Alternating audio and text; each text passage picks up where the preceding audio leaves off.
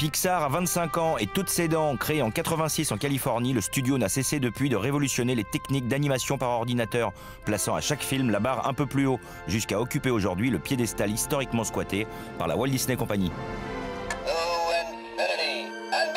Pixar, c'est la création, c'est en 1986, mais si on regarde bien, c'est la gestation qui a abouti à cette création, ça remonte quand même au début des années 70. À la base, il y a un homme qui est Ed Catmull, qui est un des cofondateurs de Pixar et qui est toujours le président de Pixar, et qui modélise en fait au tout début des années 70 une image qu'on pourrait dire fondatrice, et il modélise soi-disant donc sa main gauche sur un écran, et on considère ça comme la vraie première animation par ordinateur.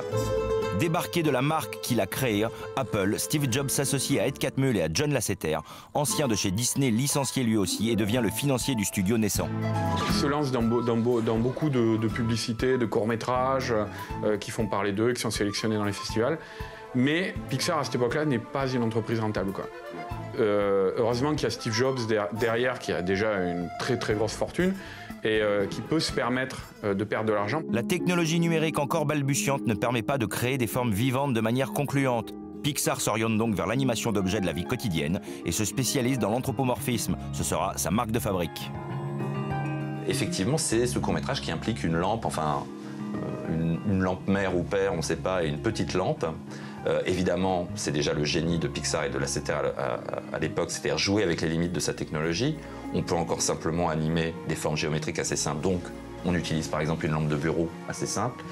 Et sauf que oui, c'est le logo en devenir de Pixar, c'est assez beau. Mais à la base, oui, c'était ça, Pixar. C'était la représentation d'objets inanimés qui prenaient vie, quoi. Parce que c'était encore difficile de faire des animaux ou des humains. Après toute une série de courts-métrages remarqués dans les festivals internationaux, le studio Pixar, épaulé par l'empire Disney, se lance dans la production de leur premier long-métrage, Toy Story. Chez Disney, déjà, il y a beaucoup de gens qui sont très sceptiques devant le projet Toy Story. Déjà, bon, encore une fois, l'animation par ordinateur, personne n'y croit vraiment, on se dit ça va être tout raide, et d'ailleurs le film joue de ça.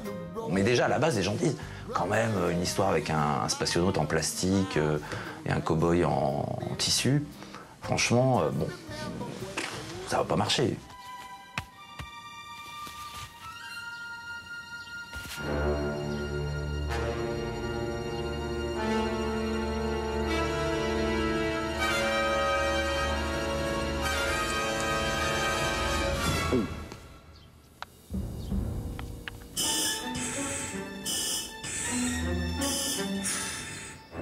Buzz Lightyear to Star Command. Come in, Star Command.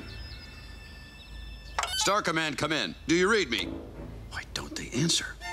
Le succès de Toy Story scelle la collaboration entre Pixar et Disney, qui distribuera tous les films du petit studio, Mille et une pattes, Toy Story 2 et Monstres et compagnie. Pixar, ils voient une manière de pouvoir faire les films qu'ils ont envie de faire et de les distribuer de manière massive et internationale. Et Disney, lui, voit une manière dans Pixar, voit le moyen de renouveler un petit peu son image de marque. La bonne entente de façade perdurera jusqu'à la production de Cars au début des années 2000. Disney est maintenant en perte de vitesse. Tous ses revenus cinématographiques sont assurés par les créateurs de Toy Story, qui ne vont pas tarder à faire valoir leurs droits. Et à partir de là, les dirigeants de Pixar vont négocier un nouveau contrat qui, en apparence, peut paraître en leur défaveur, alors que, en vérité, c'est totalement à leur avantage. Donc officiellement, Disney rachète Pixar, sauf qu'il y a des échanges d'actions. Steve Jobs devient le premier actionnaire individuel de Disney, et surtout, les cofondateurs de Pixar, Ed Catmull et John Lasseter, prennent vraiment le contrôle de la direction artistique de l'animation. Et même d'ailleurs des parcs d'attractions. Lasseter intervient sur les parcs d'attractions. Voilà en gros comment Luxo Junior a mangé la petite souris, quoi. Depuis 1995 et Toy Story, les studios Pixar ont livré 12 longs métrages, accumulant succès public et révérence critique, en attendant la sortie l'été prochain de Rebelle, qui sera le 3e film Pixar, après Up et les Indestructibles, dont les personnages principaux sont des humains. L'an prochain, il y a Rebelle, qui est une histoire, qui a l'air magnifique visuellement, là, qui est une histoire, une sorte un petit peu de Moulin. C'est un peu une sorte de Braveheart, mais fantastique, parce qu'il y a une histoire de malédiction, tout ça, teinté de comédie, et avec une héroïne.